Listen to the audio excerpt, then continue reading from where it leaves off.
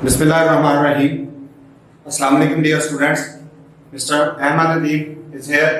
तो बेटा हम पिछले अपने टॉपिक के अंदर पढ़ रहे थे air passive way in human. तो नेक्स्ट पार्ट नंबर सेकंड हम देखें, हमने पढ़ा था वहां फेयरनेस। तो फेयरनेस के बाद हमारा जो नेक्स्ट पार्ट एयर पैसिव वे का आता है वो है लेयरनेक्स।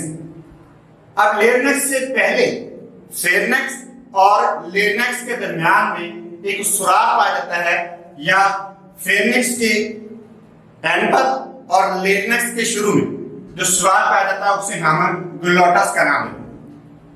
ग्लोटस नैरो ओपनिंग है at the floor of the pharynx flap. अब फेयरनेक्स जो है ये अब एक सुराख क्यों पाया जाता है, या फेयरनेक्स के अंदर ये सुराख क्यों होता है?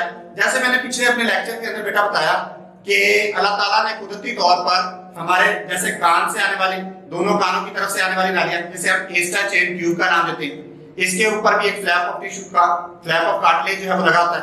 इसी तरह हमारे इंटरनल नॉस्ट्रल के अंदर जो फेयरनेक्स के अंदर आके खुलते हैं उसके अंदर भी एक फ्लैप ऑफ कार्टिलेज लगा होता है। जैसे ये खुराक आके गुजरती है तो ये इनके साथ टकराती है, तो ये ऊपर वाले सुराख यानी एस्टा चेन ट्यूब के सुराख और इंटरनल नॉस्ट्रल के सुराख को बंद कर देती है ताकि खुराक इनके अंदर ना जा सके। इसी तरह फेयरनेक्स के अंदर के शुरू में, यानी फेयरनेक्स के एंड पर और लेयरनेक्स के शुरू में ये एक सुराख है।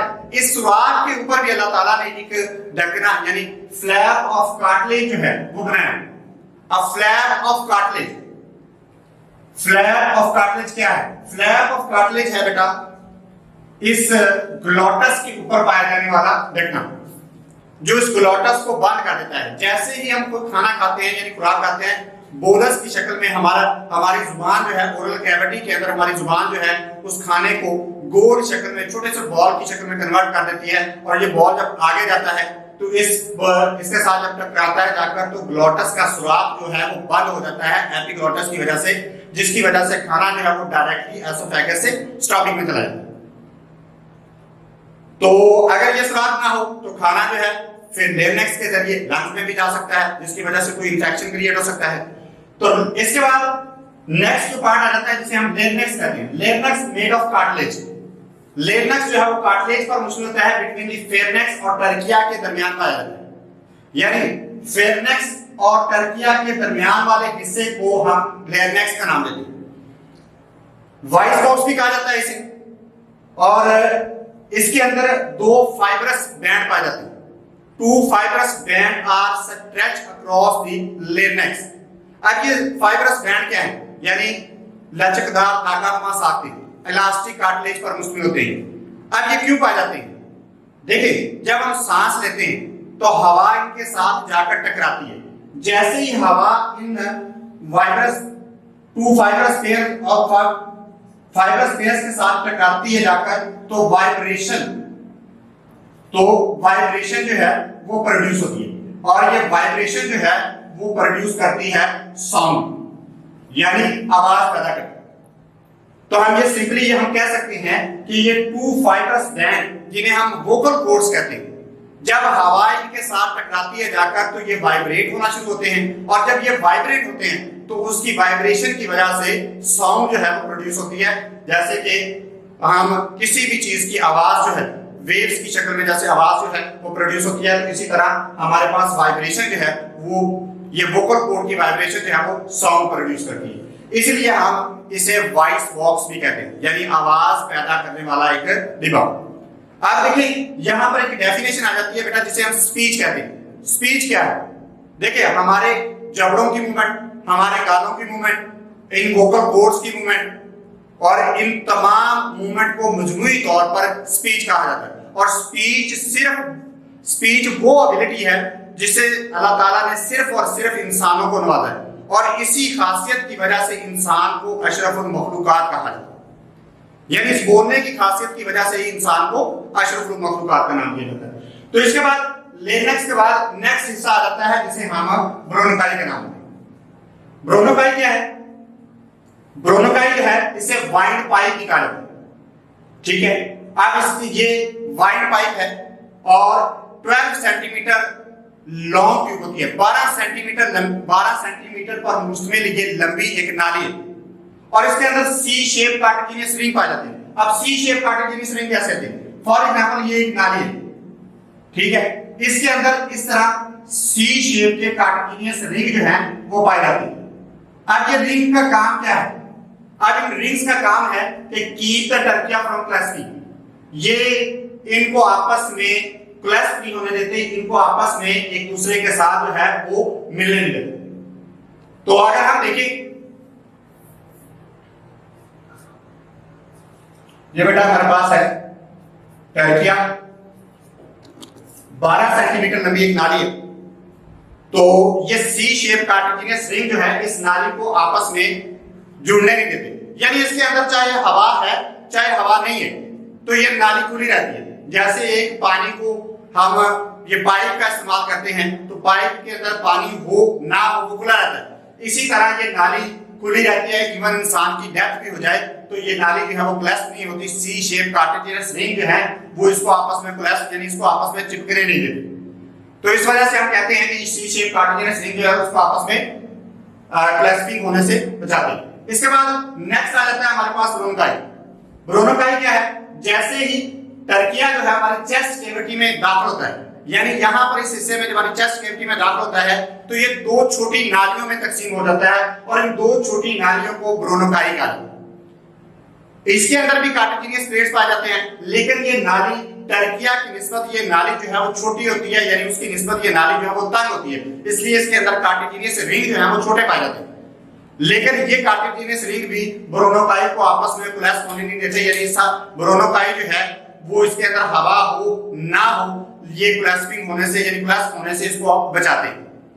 तो हम कह सकते हैं कि टर्किया और ब्रोनकाई वो नालियां हैं जिनके अंदर सी शेप कार्टिलेजिनस रिंग पाए जाते हैं। कार्टिलेजिनस ये इलास्टिक कार्टिलेज पर मुश्किल होते हैं, यानी लचकदार होते हैं। जैसे हमारा कान है, ये बार वाला हिस्सा कान का जिसे हम पिना कहते हैं, ये इसको हम जिस तरह मर्जी एक इधर उधर हरकत दे रहे हैं, यानी इसको जिस तरह मर्जी मोड़ लें तो ये वैसी उसी हालत में आ जाता है। असल में इसको कार्टिलेजिनस इलास्टिक कार्टिलेज जो है इसको हम आमतौर पर लचकदार हड्डी का नाम भी देते हैं कि ये लचकदार हड्डी टाइप में है। तो ये आमतौर पर क्या करते हैं कि ये इनको दोनों ही टर्किया भी और ब्रोनकाई भी हवा इनके अंदर हो ना हो तो ये आपस में क्लैस्प नहीं होते, यानी आपस में चिपकते नहीं। इसके बाद ब्रोनकाई के बाद नेक्स्ट जो हमारे पास पार्ट आ जाता है पैसेजवे का, वो है ब्रोनोकॉल्स। ब्रोनकाई मजीद आगे तकसीम होकर छोटी नाली में कन्वर्ट हो जाती है और इन छोटी नाली को हम ब्रोनोकॉल्स का नाम देते हैं। ब्रोनोकॉल्स के अंदर लूज द कार्टिलेज। अब ब्रोनोकॉल के अंदर कार्टिलेज खत्म हो जाता है क्योंकि ये मजीद छोटी नाली में कन्वर्ट हो जाती है। अब हम ये कह सकते हैं क्योंकि इसके अंदर कार्टिलेज नहीं पाया जाता इसलिए इसके अंदर अगर हवा नहीं है तो ये आपस में क्लैस्प हो जाते हैं, ये आपस में चिपक जाते हैं। ब्रोनकाई के बाद नेक्स्ट जो हमारे पास आ जाता है पार्ट एयर पैसेज का, वो है एयर पैसेज का, वो है हमारे पास एल्वुलर डक्ट। एल्वुलर डक्ट क्या है? क्लस्टर ऑफ पाउचेस है, यानी थैलियों का एक गुच्छा है, ये थैलियों का एक मजमुआ है। छोटी छोटी थैलियां, हमारा लंग्स जो है वो बेटा छोटी छोटी थैलियों पर मुश्तमिल होता है, क्लस्टर ऑफ पाउचेस पर मुश्तमिल होता है, यानी छोटी छोटी थैलियां जो हमें मिलकर हमारा लंग्स बनाते हैं। अब इन छोटी छोटी थैलियों को हमारा पार्ट नंबर 8 आ जाता है जिसे हम एल्वुलाई कहते हैं। एल्वुलाई जो है हमारी रेस्पिरेटरी सरफेस बनाता है। लंग्स सिंपली हम कह सकते हैं कि हमारे लंग्स जो हैं वो एल्वुलाई से मिलकर बनते हैं और एल्वुलाई क्या है? सैक लाइक स्ट्रक्चर है, यानी हर एल्वुलाई एक थैली पर मुश्तमिल है और उन थैलियों के मजमूए को हम क्लस्टर ऑफ पाउचेस का नाम देते हैं। तो single layer of epithelial setup. अब एल्वुलाई जो है वो सिर्फ एक लेयर एपिथेलियल की सिंगल लेयर, ये नाली जो है ये थैली जो है वो सिर्फ एक लेयर पर मुश्तमिल होती है जिसे हम एपिथेलियल सेल का नाम देते हैं। और इस एपिथेलियल सेल के बाहर वाली साइड पर, यानी इस थैली के बाहर वाली साइड पर नेटवर्क ऑफ कैपिलरीज पाए जाते हैं। कैपिलरीज का एक मजमुआ या कैपिलरीज का एक गुच्छा या मुख्तलिफ कैपिलरीज जो है इसके अंदर पाई जाती है। अब यहाँ पर कैपिलरीज का काम क्या है? चूंकि हमारे लंग्स जो हैं वो डीऑक्सीजनेटेड ब्लड को ऑक्सीजनेट करते हैं, इसलिए ब्लड को कैपिलरीज के जरिए यहाँ पर लाया जाता है। अब देखिए यहाँ पर दो चीजें हमारे पास आती हैं, एक है पल्मोनरी आर्टरी और एक है पल्मोनरी वेन। पल्मोनरी आर्टरी जो है वो डीऑक्सीजनेटेड ब्लड लेकर आती है हार्ट से लंग्स की तरफ, और पल्मोनरी वेन जो है वो ऑक्सीजनेटेड ब्लड जो है वो लंग्स से हार्ट की तरफ लेकर आती है। हमने बेटा 9th क्लास में चैप्टर नंबर 9 के अंदर पढ़ा था कि जितनी भी आर्टरीज हैं उनका काम ऑक्सीजनेटेड ब्लड जो है वो फराहम करना है पूरी बॉडी, और जितनी भी वेन्स हैं उनका काम है डीऑक्सीजनेटेड ब्लड पूरी बॉडी से लेकर आना हार्ट की तरफ। लेकिन यहां पर सिर्फ और सिर्फ दो आर्टरीज और वेन, एक आर्टरी और वेन्स ऐसी हैं, यानी पल्मोनरी आर्टरी ऐसी है जो डीऑक्सीजनेटेड ब्लड जो है वो हार्ट से लंग्स की तरफ लेकर आती है, और पल्मोनरी वेन वो है जो ऑक्सीजनेटेड ब्लड जो है वो हमारे लंग्स से हार्ट की तरफ लेकर आती है। अब होता क्या है, देखिए पूरी बॉडी के अंदर हमारी पूरी बॉडी से डीऑक्सीजनेटेड ब्लड जो है वो वेन्स के जरिए राइट साइड पर, हार्ट की राइट साइड पर लाया जाता है, वहां से इसे पल्मोनरी आर्टरी के जरिए लंग्स में लाया जाता है। अब लंग्स में ये हमें पता है कि एल्वेलाई के अंदर मुख्तलिफ कैपिलरीज का एक मजमुआ पाया जाता है, तो लंग्स ये नालियां जो है आर्टरीज तकसीम हो जाती है आगे कैपिलरीज में, आर्टरीज आगे तकसीम हो जाती है आर्टरियोल्स में, और आर्टरियोल्स तकसीम हो जाते हैं आगे कैपिलरीज में, यानी मजीद छोटी नालियों में तकसीम होते जाते हैं। तो यहां पर गैसेस एक्सचेंज होती है, यानी जो हवा हम अंदर लेकर जाते हैं ऑक्सीजन हासिल करने के लिए, अब हमारे ब्लड के अंदर हेमोग्लोबिन, रेड ब्लड सेल के अंदर हेमोग्लोबिन पाया जाता है। हेमोग्लोबिन के सेंटर में आयरन की मिकदार पाई जाती है। आयरन जो है कार्बन डाइऑक्साइड को अपने साथ बाइंड करके लंग्स में ले आता है, लंग्स से गैसेस एक्सचेंज का प्रोसेस होता है, यानी कार्बन डाइऑक्साइड की मिकदार को लंग्स में छोड़ दिया जाता है और ऑक्सीजन की मिकदार को आयरन के साथ बाइंड कर देता है। अब ब्लड ऑक्सीजनेट हो जाता है, तो ये ऑक्सीजनेट ब्लड जो है पल्मोनरी वेन के जरिए हमारे हार्ट की लेफ्ट साइड पर लाया जाता है, और लेफ्ट साइड से इसे फिर पूरी बॉडी में भेज दिया जाता है। और ये था बेटा हमारा air passage way in human. तो मुकम्मल आज का टॉपिक मुकम्मल हो गया। इंशाल्लाह नेक्स्ट टॉपिक के साथ मुलाकात होगी। ओके बेटा, अल्लाह हाफिज।